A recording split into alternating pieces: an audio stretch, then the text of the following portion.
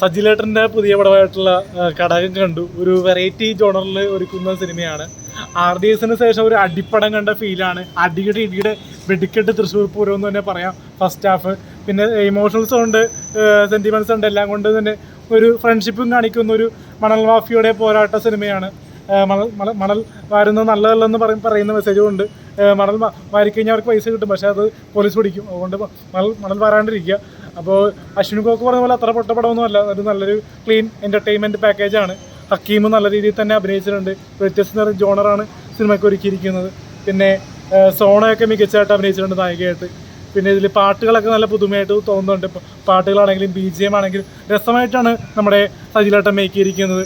പിന്നെ ഇത് സ്പടികം മോഡലാണ്. മറ്റേ ഒരു ലോറിയിലൊക്കെ വരുന്ന സീക്വൻസൊക്കെ ലാലേട്ടൻ വന്ന പോലെയൊക്കെ ഉണ്ട് നമ്മുടെ ഹക്കീം വരുമ്പോൾ. ഒരു വ്യത്യസ്തമായിട്ടുള്ളൊരു ത്രില്ലർ ജോണർ എല്ലാവരും തീർച്ചയായിട്ടും തിയേറ്ററിൽ ഒന്ന് കാണേണ്ട ഒരു എക്സ്പീരിയൻസ് ചെയ്യേണ്ട ഒരു മലയാള ചിത്രമാണ്. അപ്പോൾ അശ്വിൻ കോക്ക് പറഞ്ഞ പോലെ അത്ര ചീത്തപ്പടമല്ല, ഇത് വെറൈറ്റി സിനിമയാണ്. ഈ അശ്വിൻ കോക്ക് ശരിക്കും പറഞ്ഞു കഴിഞ്ഞാൽ ഇപ്പം മലയാള സിനിമയിൽ വാലിബന് മോശമായിട്ട് പറഞ്ഞു. വാലിബൻ ലിജോ പുല്ലിശ്ശേരി ചെയ്തതാണ്. അതേപോലെ തന്നെ ലിജോയുടെ ശിഷ്യനാണ് നമ്മുടെ ഈ ഇതിൻ്റെ ഡയറക്ടർ. അപ്പോൾ പുള്ളിക്ക് പേഴ്സണലായിട്ട് എന്തെങ്കിലും വൈരാഗ്യമുള്ളത് തോന്നിയിട്ടുണ്ടോ?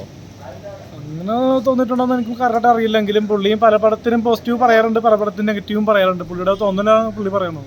പുള്ളി പടം കണ്ടിട്ടുണ്ടോന്ന് കാര്യം അറിയാൻ പാടില്ല. പടം കാണാതെ പറയുന്നത് അറിയാൻ പാടില്ല. നമുക്ക് ഒരു തിയേറ്ററിലും പുള്ളിനെ അങ്ങനെ കണ്ടിട്ടില്ലല്ലോ, റെസ്പോൺസിബിൾ കൊടുക്കാറില്ല. ഓക്കെ.